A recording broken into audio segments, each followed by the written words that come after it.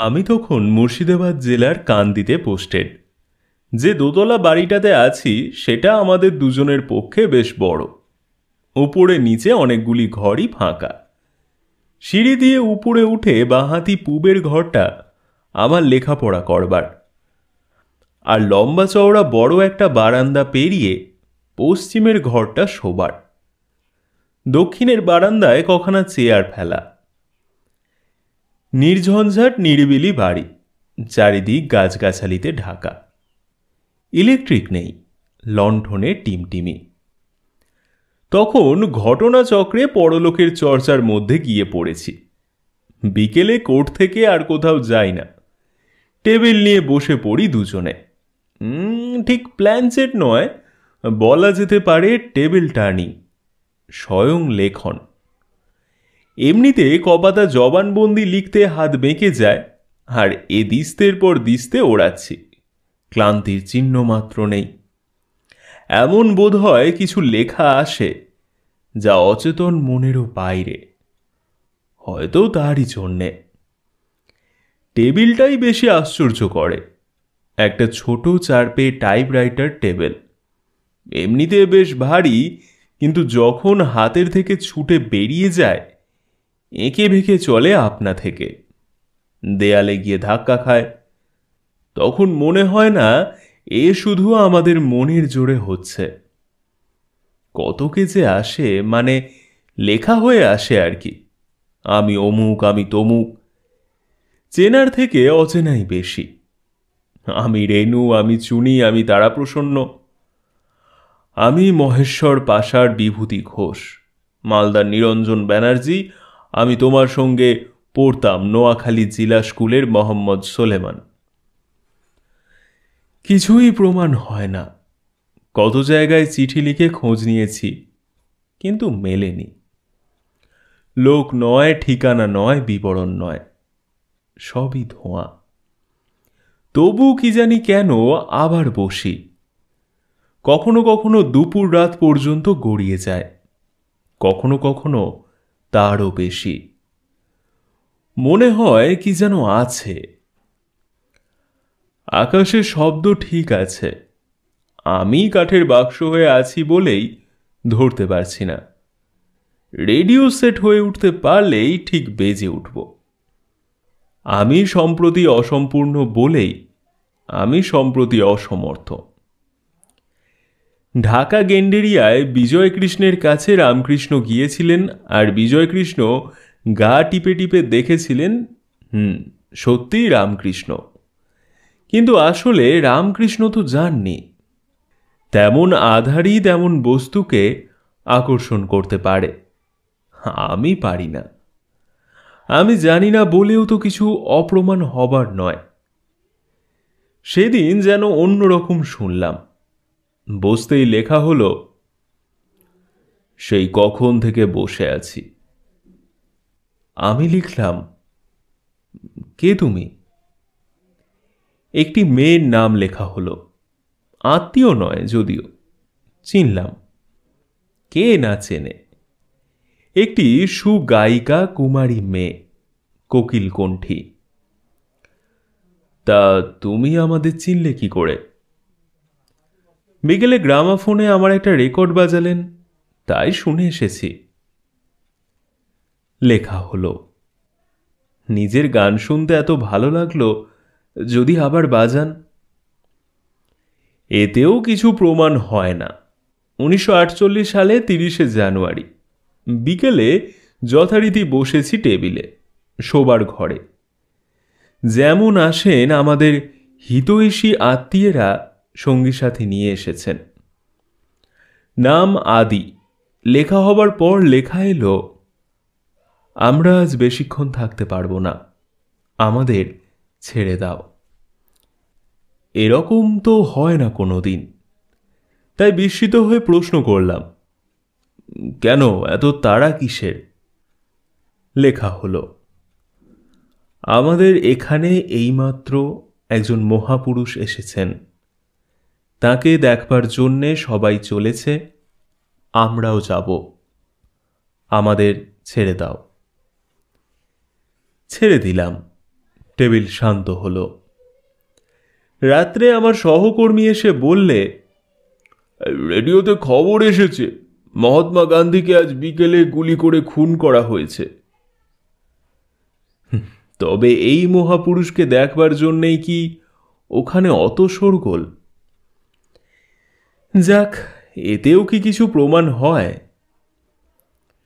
একটা লেখা শেষ হতে না হতেই আরেকটা লেখা। মনে হতো একাধিক স্পিরিট এসে হইচই করছে, পরস্পর ঠেলাঠেলি করছে। আমি এই নতুন এলাম, আমারটা আগে শুনুন। আমি কখন থেকে দাঁড়িয়ে আছি? ধমক দিয়ে উঠলাম, তোমরা কেউ এসেছো বিশ্বাস করি না, কাজে প্রমাণ দিতে পারো? ছোটখাটো কাজ দিলে হয়তো পারি। আমার পড়ার ঘরে তাকে থেকে কয়টা বই টেনে মেঝেতে ফেলে দিতে পারো? পড়ার ঘরের জানালার পাল্লায় জোর শব্দ হলো।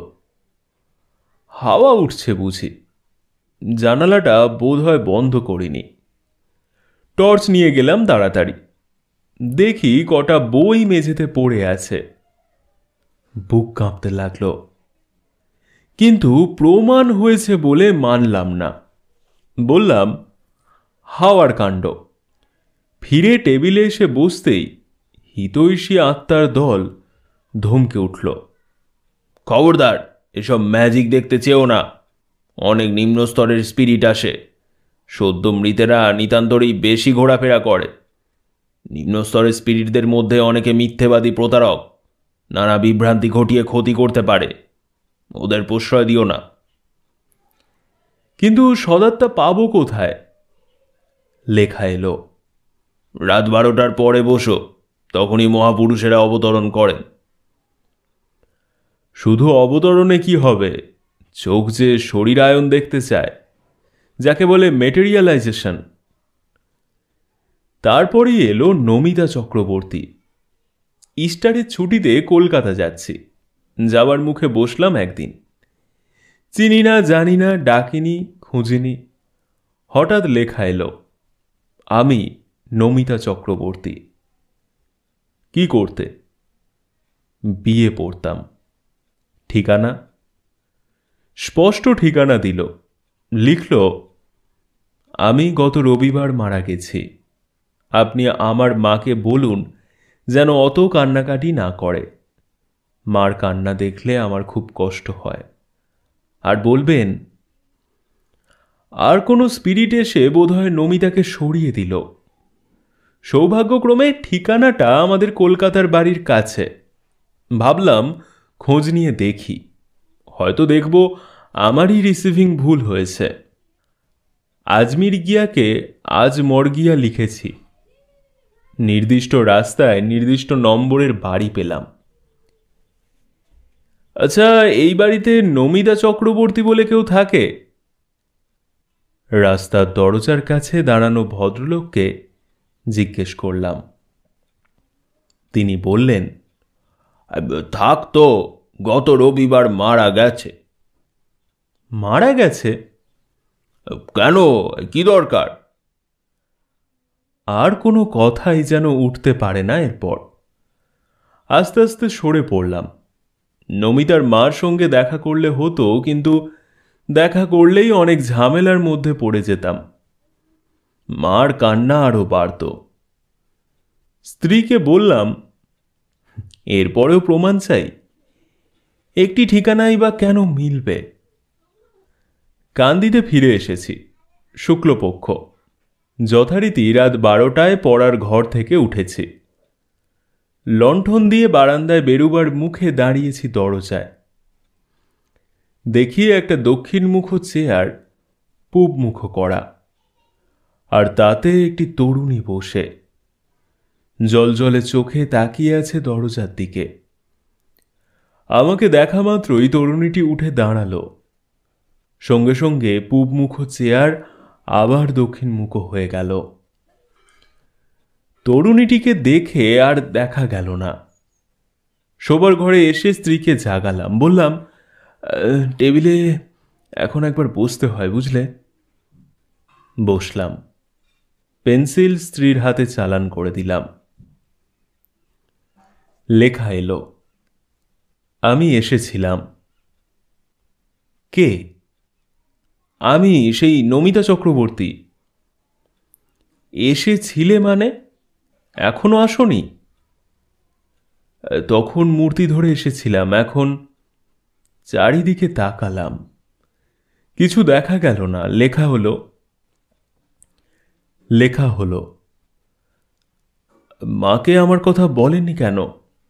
আমার আরো কথা আছে, 12টার আগে বসবেন।